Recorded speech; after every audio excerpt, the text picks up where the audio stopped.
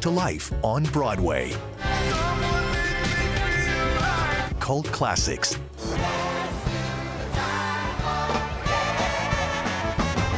And giants of American theater. This was a big risk. This is the biggest hit I've been in since The Producers. Comedy legends bringing their improv skills. Doing comedy well is deceptively difficult. Stories set in the past, revealing something about right now. Every era has to confront who they are. And experiences you can only have on stage in New York. You just can't beat it. There's nothing else like this. It's Broadway and beyond at the Tonys.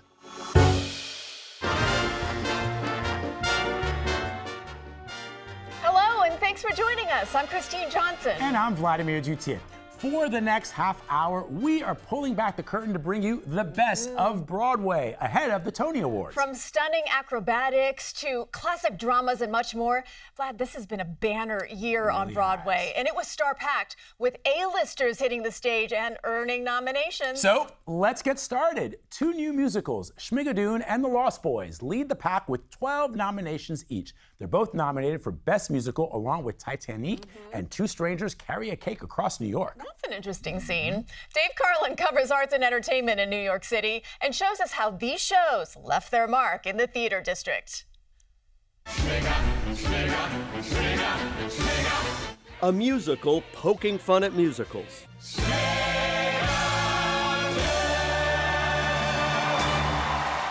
Good luck resisting the wacky charms of Schmigadoon.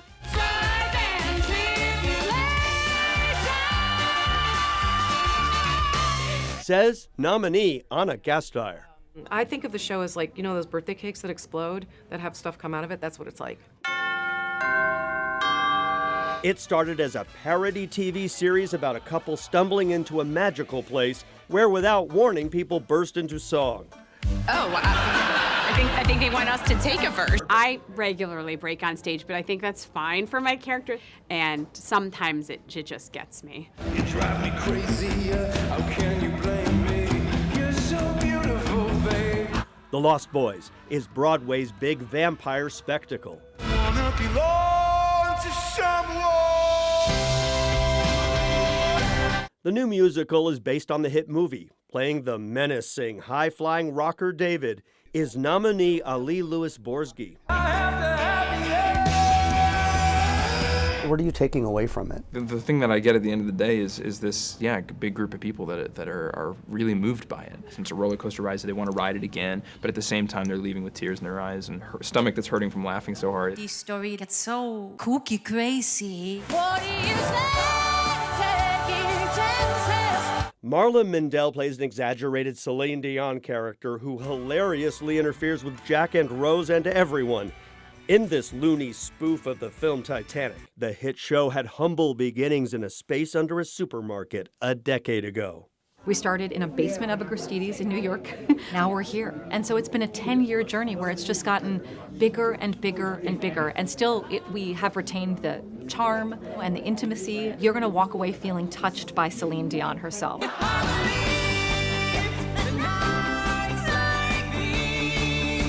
Two Strangers Carry a Cake Across New York lets the audience tag along as romance begins and grows. Oh my God. She's American and he's English, which is true of the characters and the Tony nominees playing them. So I love that people see these two normal souls and feel like they connect with them. We all love an unexpected romance, or that romance that starts with no romance at all. Right. Disgust, actually. Yeah. We then justify the ending, and we do tug those heartstrings. It's really lovely. Are you always like this? You'll get used to it. And Dave is here with us now. Dave, 4 very different stories there. Competitive category. Does anyone have the edge here? Not really. The two front runners are The Lost Boys and Schmigadoon, but every show is fantastic. And so it's really going to depend on what you like. A big spectacle. Some had said they worried Broadway was losing those. And then there's a great sort of inside musical with Schmigadoon. And the two others, so charming as well. it's really up for grabs. Well, so there are more musicals to talk about, right? The 3 big shows competing for Best Revival. Dave, you're coming back in a few minutes to look at those. We will see you then, Dave. Thank you so much. Nathan Lane and Laurie Metcalf right now starring in the highly acclaimed revival of Arthur Miller's Death of a Salesman. It's one of the great American classics about Willie Loman and his struggles to hold on to the American dream. I love this play, and the drama was written nearly 80 years ago, and it shows family dynamics and devastation. Lane told us playing the iconic role had been in the works for years. This one it's particularly special just because of this play and the fact that it's taken this long to come together, and that we've had this happy ending of people being so excited and receiving it so well. And this is the biggest hit I've been in since The Producers. We were going to try to make it, which I'm so thankful for, try and feel as contemporary as possible. 4 other revivals produced powerful performances this season, bringing some of the biggest stars of the screen to the stage. Daniel Radcliffe, who won a Tony Award in 2024, just one of the actors who mesmerized audiences. Daniel Radcliffe starred in Every Brilliant Thing. The play about the search for joy is an invitation to the audience to participate in the happiness. I just read it and I was like, there's nothing else like this. I'll never be asked to do anything like this again. The shocking revelations in Oedipus left audiences gasping and contemplating a mother and son's relationship. This Greek tragedy was staged with a modern twist. And one night, in fact, a lady in the 5th row, we distinctly, as did the whole theatre, heard her scream, "Oh my God, she's his mother!" Which I thought was brilliant. Everyone, this is Becky. The dark comedy Becky Shaw, about a blind date that takes an awkward turn, is nominated as Best Play Revival. In his Broadway bow, Alden Ehrenreich is now a Tony nominee. The actor is known to many movie fans for his role as Han Solo in Solo, a Star Wars story. It's very gratifying. I'm working in the same way that I work on every role I get, but it's you don't have any control over how that's going to come across. Fresh off an Oscar nomination and a Golden Globes win, Rose Byrne here is adding Tony nominee to her resume. In Fallen Angels, she faces off with Kelly O'Hara and says she's thrilled to be back on a Broadway stage. The unquantifiable quality that keeps you wanting to do it again night after night, particularly with a comedy. That's how Rose Byrne feels when she performs at the Todd Hames Theater each time she transforms into the character of Jane. Kelly O'Hara plays Julia. The two friends get word of an old flame they both dated is coming to town, and drunken chaos ensues.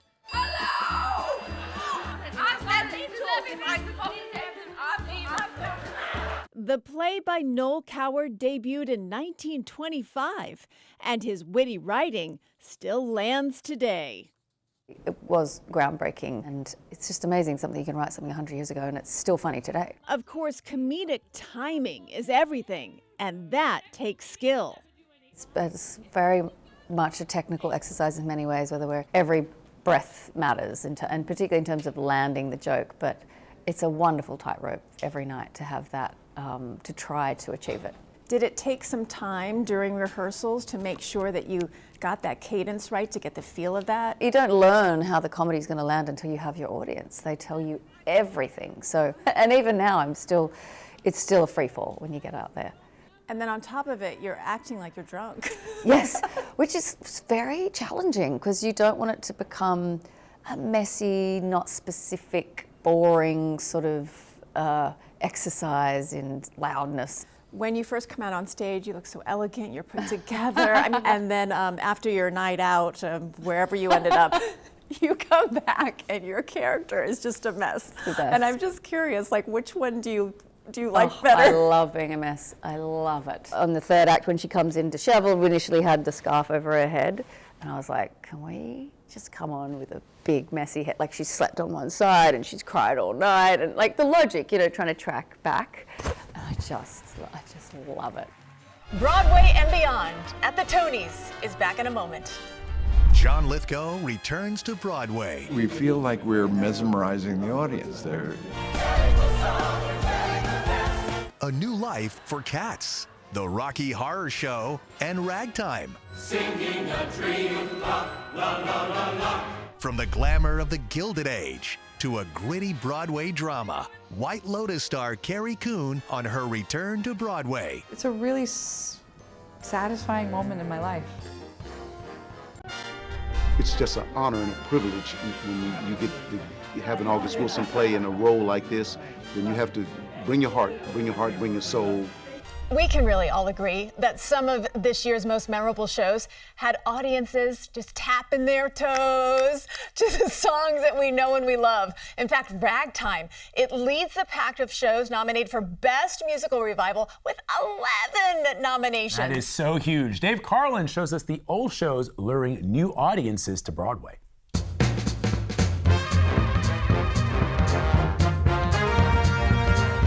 3 history-making musicals loved by generations of fans are back, revived and amplified. And there was distant music. In each, some characters long pushed to the margins proved to be unerasable.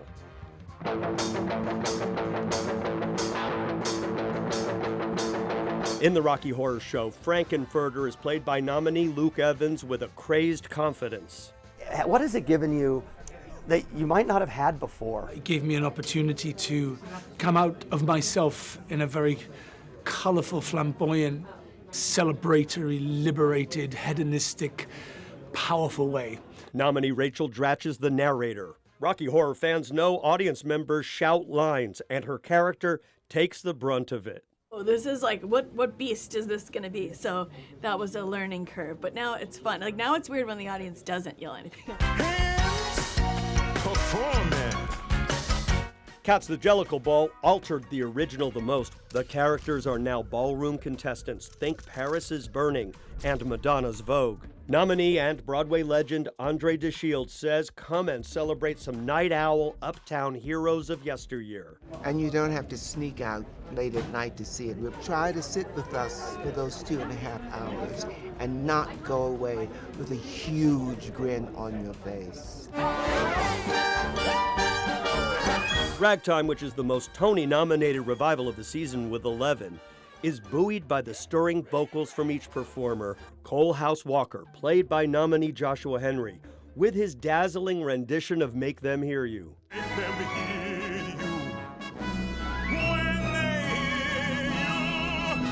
We're all representing different walks of life, looking at who we are and thinking, well, how can I make this better? How can I see someone else a little more clearly? Mother is played with great depth by nominee Casey Levy.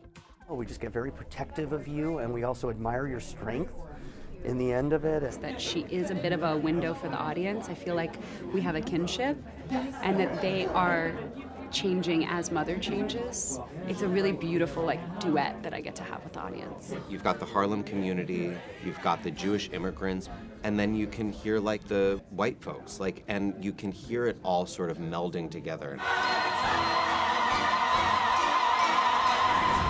All right, Dave, we mentioned earlier the new musical category is very competitive, but for revival, there seems to be a frontrunner, and that frontrunner is Ragtime. Because Ragtime will give you all the feels. You know, your goosebumps, the hair on the back of your neck going straight out throughout that show. But don't count out Cats Jellicle Ball.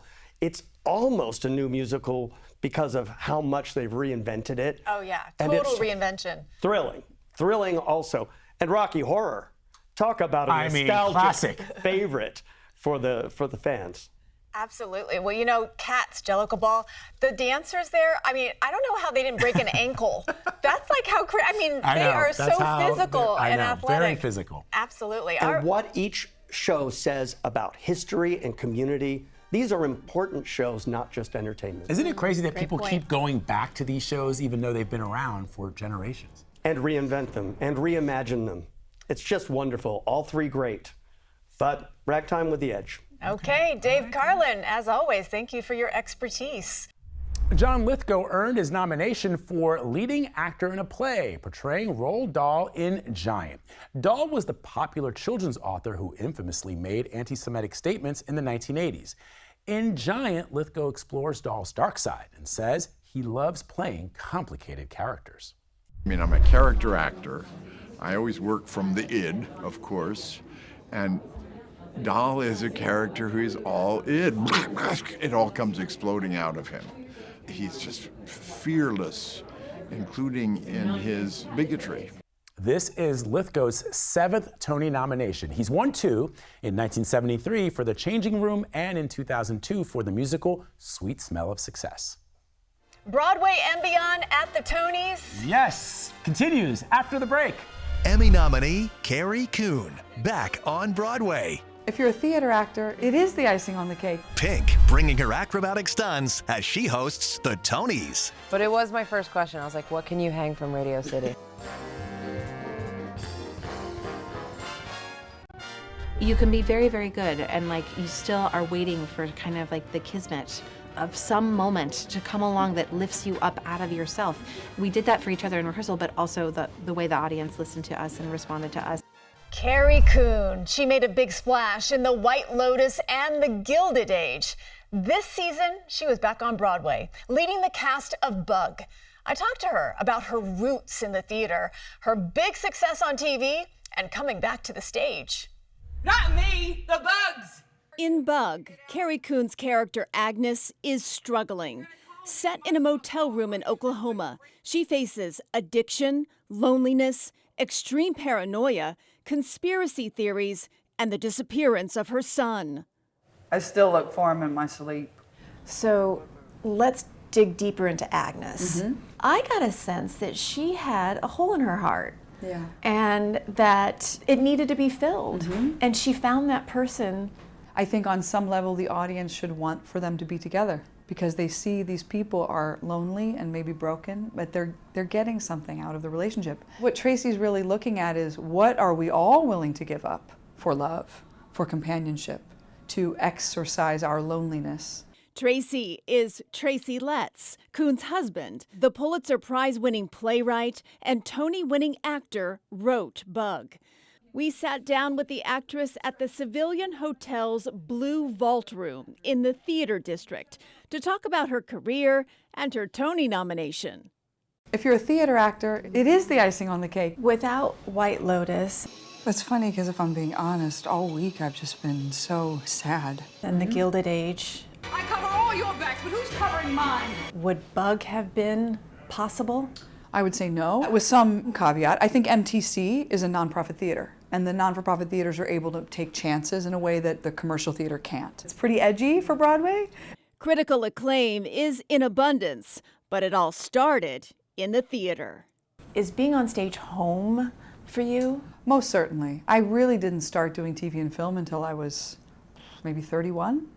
And so the decade before was spent honing those skills on stage. No, if I can't do my interpretive dance, I don't want to dance with anyone. Coon's first Broadway appearance was in 2012 in the revival of Edward Albee's Who's Afraid of Virginia Woolf. She co-starred opposite Letts. They now have 2 children. I can't imagine a more satisfying life than that, than the one we're living right now. And I hope what people will say is that I didn't take it for granted. I'm happy, I'm fortunate, I'm incredibly privileged to be living the life I'm living. So what's next? I mean, what do you want to do? I wish I knew what was next. I'd love to not wait 4 years to be back on stage, so I'm eager to find what the next stage project will be, hopefully, if they'll have me back. Coming up next, a preview of Broadway's biggest night. Grammy winner Pink hosting and toasting this year's Tony nominees. I'm there to celebrate everybody else, and I get to just pretend for a couple of seconds here and there. There was something very surreal about it all. Like, obviously the excitement, obviously the joy, the affirmation that I'm where I'm supposed to be. Today it's like really starting to sink in. Pop star Pink is bringing her high-flying energy to hosting the Tony Awards. She's known for live shows featuring acrobatic and aerial stunts. I spoke with her about making the move to Broadway and whether she'll be defying gravity at Radio City.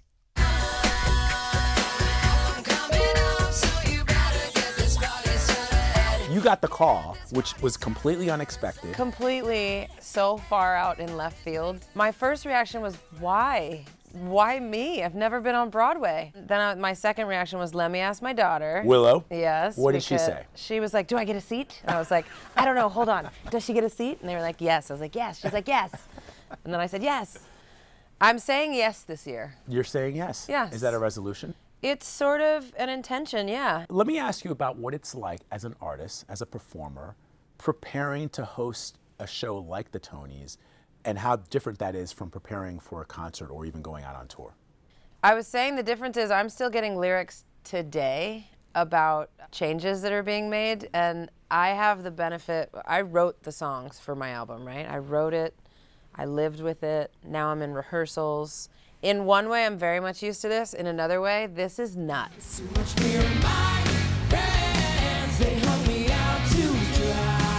I've been to your gigs. You put on acrobatics. Yeah. You've got these aerial stunts at your live shows, and this year's Tony features The Lost Boys, which features flying vampires, just like the movie. Can we expect any of those high-flying moves? Absolutely, but I don't think it's the serious, like, I'm not gonna be like, it's not serious, it's just fun. Being a performer, I always said I wanted to never grow up and run away and join the circus, and now I'm a part of the circus, and it's fun. And at times I lead the circus, and you know, if you follow, that's on you.